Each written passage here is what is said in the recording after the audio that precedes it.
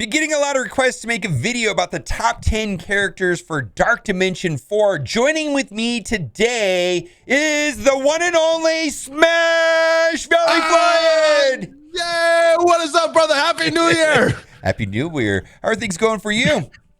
It is going well. It is going well. How are you doing, my friend? I'm doing well. We're just getting started the year. This year is going to be better than last year for sure. I can almost personally guarantee that. So, I think you're right. I think you're right. So what we're going to do is a lot of these characters are good in Dark Dimension 4 and 3 and 2. So this is going to be a generic list. Depending on whatever Dark Dimension you are in, these are going to be the top 10 Dark Dimension characters. Are you ready? I am ready. And I hope there's not a lot of overlap. Okay. Yeah. So I've got a list of 10 and then you've got a list of 10. So you have not seen my list. I have not seen your list. And I think you can see my screen here, and we're starting off with the most, who would have ever thought that Symbiote Spider-Man and symbiotes would be on this list? Tell me why this guy is amazing. Yeah, tell me why this guy is amazing. I don't know. I'm in shock. Why is the symbiote? No, he's got an awesome passive. He's got an awesome basic with the defense down. His passive gives them more health, stealing health, draining health. One of the best characters for City Lanes in Dark Dimension 3. Dark Dimension 4, and he's great in Dark Dimension 2. His kit is awesome for the Dark Dimensions. Yeah, I think this guy's made for Dark Dimension, and I think you pretty much have to run Symbiote Spider-Man. Now, we're going to talk about other symbiotes as we go later on the list, but I think at a minimum you have to do, the team starts with him, right? Yes, MVP of the whole symbiote team. He's what brings them together. Yeah, so because then we can have a debate on which characters can be also used. But I think we're gonna just go out on a limb and say Symbiote Spider-Man is designed. I mean, the city nodes in Dark Dimension 3 are much easier because of Symbiote Spider-Man. I'm using him in Dark Dimension 4, and he's going to be a welcomed partner in Dark Dimension 2. This is pretty much a no-brainer, right? Yeah, you got to do this one. Okay, so the next character on the list I'm going to say is not necessarily a no-brainer, but I'm finding him highly helpful. So this one is I don't think this is a mandatory, this would be low on the list. Are you ready for the number 2 pick? This would be on the list. And Mr. Sinister. So it makes sense. All right. You see, you understand why he's not high on the list, right? I do. He has long cooldowns. Yeah, he has long cooldowns. So I think the strategy for Mr. Sinister is to clone characters on the other team that put debuffs. So characters that do things like Mordo, kit-based characters, right?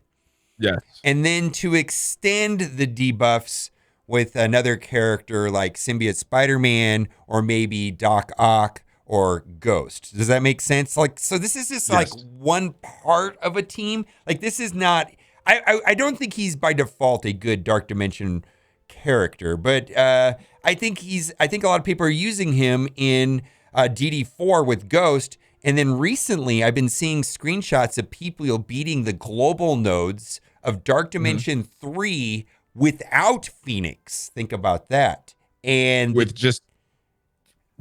Sinister and maybe a few other mutants, just bring it like that. The team that I've been seeing that people are using in Dark Dimension 3 global nodes, one-shotting the nodes without Phoenix, is a team made up of Mr. Sinister, Ghost, Emma, Black Widow, and Hawkeye. And but Mr. Sinister and Ghost is something I personally have experienced in Dark Dimension 4 as being very good. I think this guy has a lot of use outside of Dark Dimension, and I think that's the reason why a lot of people are bringing up. What do you think about Mr. Sinister? No, I agree with it. I think he has a lot more value outside of Dark Dimension. In Dark Dimension, certain times when his cooldowns line up, he'll be very, very good. But other times when his cooldowns aren't set, then he's not really doing much. But I think a lot of the appeal for bringing Mr. Sinister up, he doesn't take as many mini uniques as some of these other characters. He's relatively cheap compared to other characters like Ultron or a Taskmaster. So I like this. I like this pick. And I'm just going to, I have to say this. I probably need to say this more. Public service announcement. Dark Dimension 3 Node 7, there's a thing known as the double iron fist. And so did you personally experience that? I hear people complaining about it all the time. So the Iron Fist you could avoid. The Miss Marvels on Node 3 and Dark Dimension 3 those you are can't because they drop a few different times. But the Iron Fist you can avoid because they drop different It's completely avoidable. And as soon as you see the first Iron Fist in Node 7, of Dark Dimension 3, do not kill anybody else, only kill him. And because if you get two of them up, you're in a problem where they're going to be healing each other. It's a big mess, and you have to focus. Now, Emma fixes that problem. Mr. Sinister could also fix that problem. A lot of people will clone the opposing Shuri, and then with her basic attack, put up heal block. But anyways, this guy's not high on the list. I bet you, see, like, we're making two different lists. You may not have put this guy on the list. I would get it if you did not put this guy on the list. But let's move on to the third person on my list, because they're in no particular order. Hela. Okay. Now, Hela is a function of Greg, in my opinion. Especially in Dark Dimension 3, the problem with Dark Dimension 3 is that a lot of at times you go into a node and your characters get one shot, and the best way to mitigate that is get lucky and have them target the Greg. And then the other plan for a lot of those one shots in Dark Dimension 3 is where you're playing with Minn-Erva, and turn one, Hela dies instantly, and then Minn-Erva revives Minn-Erva. Minn-Erva revives Hela while there's already one Greg on the board. This guy's Greg, right? And then you have a double Greg situation. You know what I mean? Where, like, I've done those. Those are fun. Those are, for me, they're rare, but when that happens, very, very good. Well, she's getting double the but the speed and stuff like that. But you got to realize that a lot of those one shot attempts were made with a double Greg situation. So I guess I should restate that. If the Hela dies and the original Greg survives, and then Minn-Erva revives the Hela will spawn another Greg, and then there'll be two Gregs. So it's a very, but people will restart the node over and over again to get that situation to happen. And then when it does happen, then they go through and one shot the node. So this is just a character. I think there's a lot of value of Hela outside of Dark Dimension, but she's just great anyways. Did you use her in 2 or 3? I used her in 3. She wasn't around when 2 was there, but yeah, one of the best characters for 2 because of Greg, or for 3 because of Greg on those cosmic lanes. I had her as one of the required characters when we were talking about Dark Dimension 3 back when we did that list, but only push back against Hela. She's a great character. Greg is awesome. Super expensive. She's very expensive. That's what I was going to say. Very, very expensive as far as the unique. Yeah, so I'm actually planning on taking her into Dark Dimension 4. And this is the one I want to get out of, but she takes 90 pieces. All of them. Oh, my God. I think I'm trying to kind of figure out, and I haven't committed to it yet. I might figure out how to work around Hela for Dark Dimension 4, because the Asgardian team to a certain degree has fallen off. Hela hasn't, but the Asgardian team has, right? Yeah, I mean, like we've said before, you got all these great characters, but if they don't have a solid team, then it's not good. And the Asgardians, they're kind of breaking up. A lot of people are splitting them up, different teams. Thor is going to the Wave 1 Avengers, and yeah, it's still a great character, but yeah, her team's definitely falling off. Like okay, so I believe Symbiote Spider-Man was a no-brainer, and I think that Mr. Sinister and Hela have conditions, right? They're not definitely no-brainers. But anyways, let's go to the next on the list, and I believe that this character is a no-brainer. And explain why Ebony Maw is. I promise you, he's on your list. Yeah, I mean, there's only 4 characters that are really, really good in Dark Dimension that do percent-based damage. Ebony Maw is one of them with this move that you're showing right here, stealing 3% health, doing it 4 additional times, getting more of that if Thanos is on the field because you're getting more speed. Great character and great for Dark Dimension. Any character that does percent-based damage is gonna be great in that game mode. So yeah, I'm sure you have the rest of them on as well. Yes. Okay, so I'm just gonna put this out there for Dark Dimension percent health steal. Like this ability right here in Ebony Maw, there's currently 4 characters in the game that do it. All of them are on this list. It's just all of them are on this list. And Ebony Maw happens to be the first one. And those 4 characters, well, 3 of them are no-brainers for sure. And the 4th one's kind of a newcomer, which I think people should consider for sure. So yeah, this guy's a no-brainer. And plus, I will be taking him to 15 for, I think this is a mandatory character at this point. Like, for Dark Dimension. This is you're not going to regret any investment of resources into this character except for maybe his his passive. Oh, you brought it up before I was going to say it, but yeah. Except for his passive, but the rest of the resources are like not a problem. Like you can max this guy out and no regrets. Absolutely. Yeah. Do whatever you got to do. He doesn't really need all the red stars. Like I'm comfortable with him at 5 red. No, he does. But he does not need red stars. He's good at. I bought a 6th red star, did nothing. Oh yeah, pretty much the same as the 5th because he was dying so early. I was like, oh, let's make him a little more survivable. It doesn't do the much. Red star don't do too much. Yeah, he's dying just as much. Ebony Maw is quite fine at 5 red stars. You know, if you want to put red stars into your Black Order team, I would suggest looking into Thanos way before Ebony Maw, and then once you finish up your Thanos, maybe then look at your Cull. But Ebony Maw is probably just perfectly fine at 5. Let's go to the next on the list. Phoenix is. Oh, there she is. Yeah, again, another one of those characters. Again, Phoenix. When she goes into the Dark Phoenix mode and she goes into her summer, she has the max health drain right here. She pretty much is the queen of Dark Dimension 3 and the global nodes in Dark Dimension 3. For a long time, it was just mandatory to have her. Now there's some. I mentioned earlier in the video that team with Ghost and Mr. Sinister and Emma for the global nodes is a little bit easier. But I think that even that team that I mentioned would be better with Phoenix, right? Yeah. I mean, like you said, it's doable without Phoenix for Dark Dimension 3, but it makes it with Phoenix. The devs are saying so many times that the Dark Dimension was so bad because they had to tune it for Phoenix. Yeah. And now that's why we have these legendary nodes, which is why Dark Dimension 4 is not as bad. But yeah, you need her for Dark Dimension 3. I'm not need her, but it makes it better. Well, I can't imagine going through Dark Dimension 3 without Phoenix until I saw that Ghost, Sinister, Emma, and then I think it was Black Widow and Hawkeye. Some variation of that. I'm sure the team has to do with Mr. Sinister creating a clone army and Ghost continuously. I mean, I believe on those global nodes you could run all Pimtech, but only one member of the Pimtech's going to make my list, I'm afraid. Let's see. Anyways, Phoenix, I believe, is probably a mandatory Dark Dimension character on our list because of that Hellsteel. The other thing, too, what's worth mentioning is because her summon is doing the Hellsteel. Once she dies, the next day that she goes into battle, that ability is not on cooldown.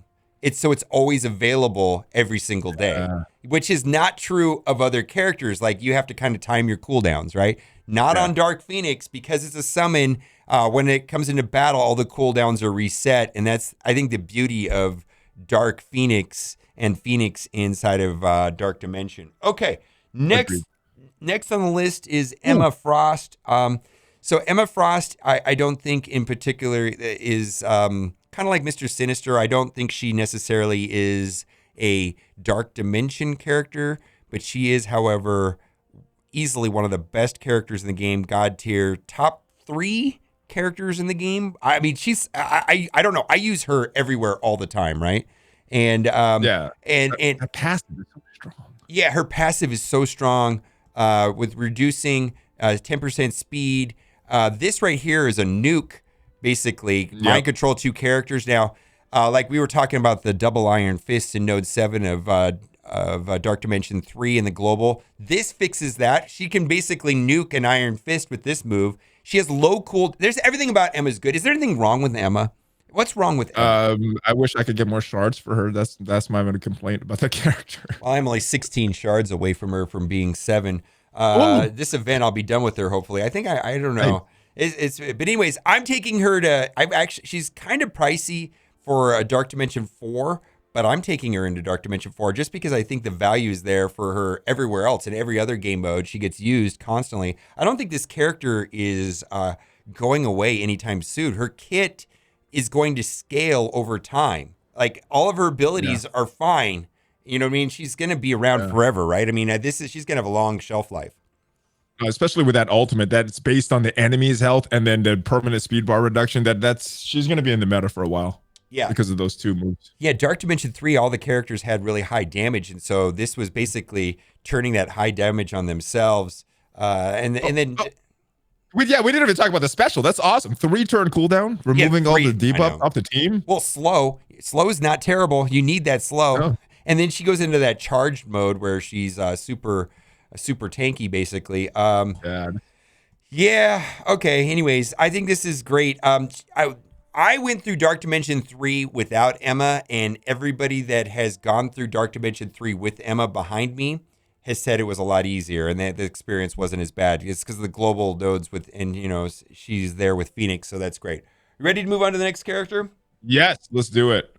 Okay, so All right. So I think we can have a debate about what are the other symbiotes to take in. And I'm going to make a case that the second best symbiote to take into Dark Dimension is going to be Antivenom. Ooh, interesting. The reason for that is that my probably one of my more favorite symbiotes is Carnage, but Carnage passive doesn't necessarily trigger that often in Dark Dimensions because the characters aren't dying that often. It's not. I mean, if we were killing summons or low health characters and then you kind of ramp up, that doesn't seem to happen in Dark Dimension because of the higher health pools. Where Antivenom is going to be useful in the same capacity that he is anyway. So I just think Antivenom's a little bit better than Carnage in Dark Dimension. What do you think about that? Yeah, I mean, I think we're splitting hairs here. I think they're both great characters. I prefer that passive a little. It didn't make sense. What you're saying logically makes a lot of sense. You know, you're not dropping the enemies below that 25% health. And I was like, how is this going to work? And once I got into Dark Dimension 3 in those city lanes, I'm like, oh, it's working. It's working. It shouldn't be working because of the high health pools, but it's working. So I like the Carnage passive better, but it's like 2A and 2B for these characters. They're both very, very good. But you have to understand. I think what we're trying to say here is that Symbiote Spider-Man is like undisputed, and then the other symbiotes are needed. Because you need more than one symbiote for it to all work. But which ones you take is kind of be like dealer's choice, right? Whatever you want to do, right? And my preference happens to be Antivenom. If you prefer Carnage or maybe you prefer Venom or Scream, but I'm definitely more of a Antivenom fan than the other three. On a note before we move on, Scream is a character that a lot of people are taking in Dark Dimension 4 because he doesn't take a lot of those Gear 15 uniques. Yeah, I'm only 36 and 36. So I'm actually the three symbiotes that I'm taking into Dark Dimension 4 are Symbiote Spider-Man, Antivenom, and Scream. And Scream is mostly because of the value. And I'm also doing something because Antivenom is a hero, city hero, and Symbiote Spider-Man city hero. What I was thinking about is using Punisher because he's skill and really cheap, and his passive affects city heroes, giving them a damage boost. So Antivenom and so that's I don't know. I'm not really sold on Punisher, but it just seems like an economical way of getting through Dark Dimension 4. He's also a skill character. So he's skilled. What else? Who are you gonna? There's some viability for that. I mean, other than like Proxima and I don't even know who to upgrade in Zemo and maybe Corvus. Who else is skilled? Do you really want to upgrade? A lot of people are doing Black Widow and Yelena just because of the cost. I'm not sure how great they are in that mode, but no, they're fine. But that node is not that hard. The global nodes are not that hard anyways. So it's just like, okay. So, all right, let's get going. Next on the list is a newcomer, Ghost. You might be able to get away with not using her, but again, she has the max health steal, percent health steal, which is going to be amazing. And if you want a non-Phoenix solution to Dark Dimension 3 global nodes, I think Ghost can offer that as long as you build a team around her. In fact, you can use all Pimtech. I'm just not really a fan of the Pimtech team outside of Ghost. I mean, I think Ghost is fantastic. What are your thoughts about Ghost? Great character. It does take that 72 for those 15 unique, so it's a little more expensive. And then you gotta ask yourself how much you're gonna be using outside of this game mode. In Dark Dimension, I think she's a great character.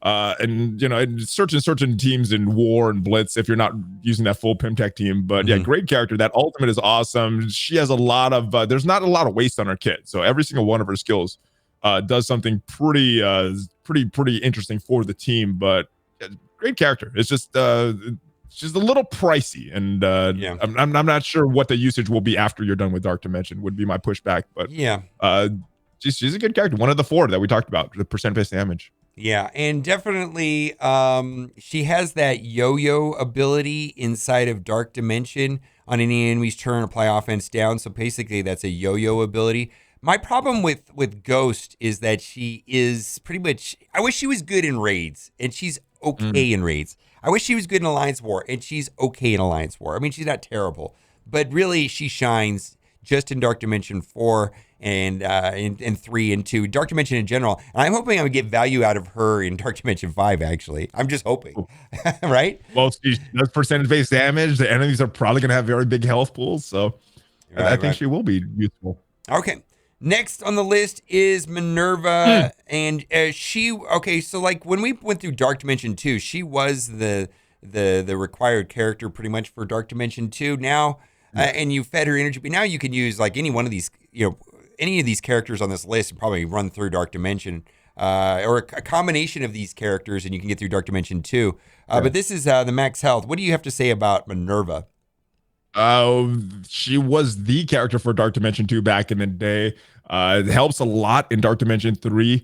I noticed she's not the first choice for a lot of people in Dark Dimension 4 just because of her cost. Has that same 72 requirement for those mini uniques as Ghost. But the good thing about Minn-Erva, I'm still using her in Ultimate 7. I'm using her every day, so you're going to get a lot of value outside of Dark Dimension as well. So I like this pick. And she's one of the 4 characters that we talked about that does percent-based damage with her ultimate. Yeah, I like her. I'm going to take her to 15. And the thing is I am using her almost every day. There's 2 other things I could say about her that I really like about Minn-Erva. She doesn't need any T4s, and she really doesn't need red stars.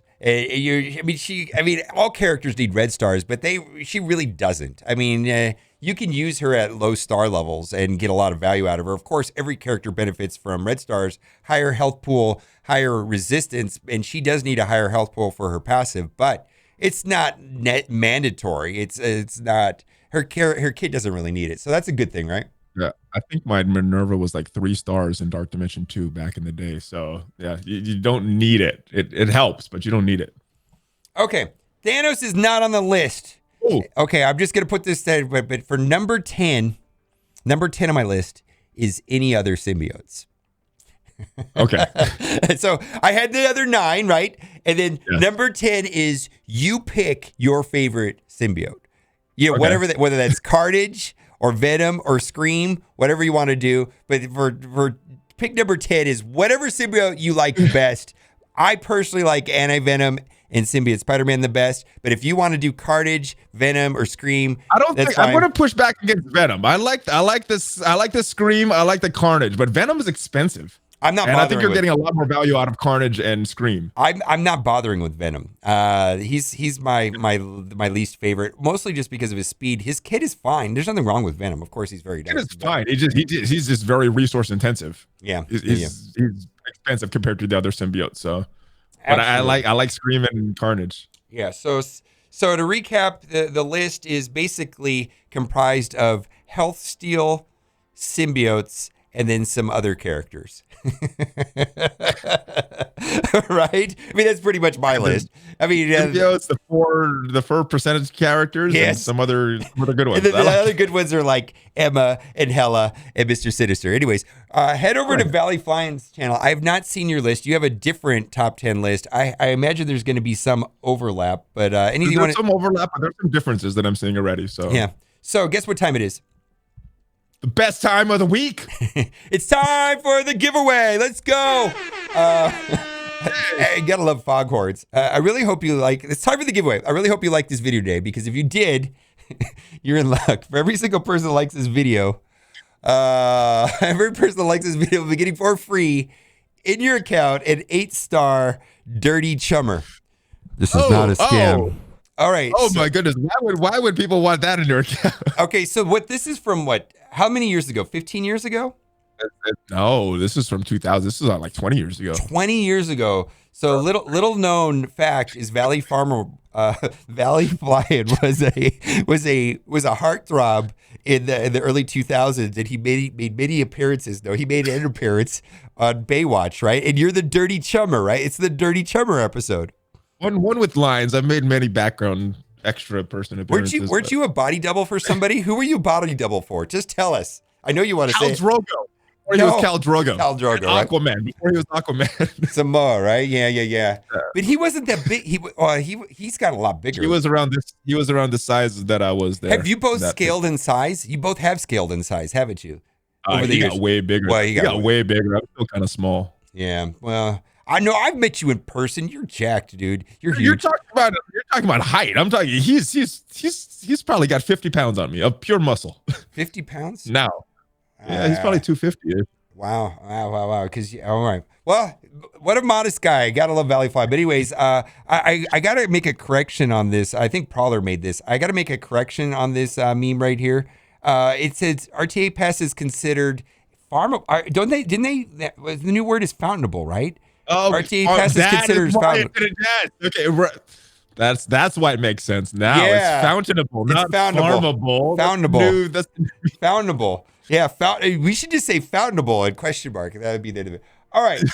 Head over. Link to Valley Flying's video will be in the description. You want to say before you go?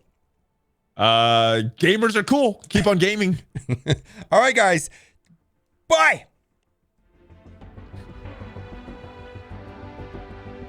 Valley Flying's cool.